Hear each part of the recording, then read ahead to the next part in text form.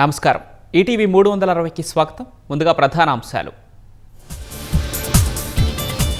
మలేషియాతో భారత్ది ప్రత్యేక అనుబంధమన్న ప్రధాని. రక్షణ, సాంకేతిక, ఆర్థిక రంగాల్లో సహకారానికి అంగీకారం. అమెరికాతో వాణిజ్య ఒప్పందంతో రైతులకు ప్రయోజనం. ఇక్కడ ఉత్పత్తి కాని వాటినే యుఎస్ నుంచి కొంటామన్న కేంద్రం. యుఎస్ వాణిజ్య ఒప్పందంతో రష్యా చమురుపై ప్రభావం.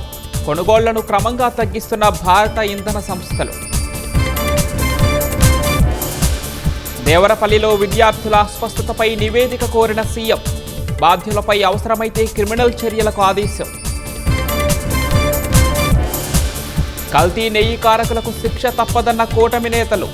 మహాపచారంపై అసెంబ్లీలో చర్చిస్తామని ప్రకటన. కొండవీడు అభివృద్ధికి 110 కోట్లతో కేంద్రానికి ప్రతిపాదనలు.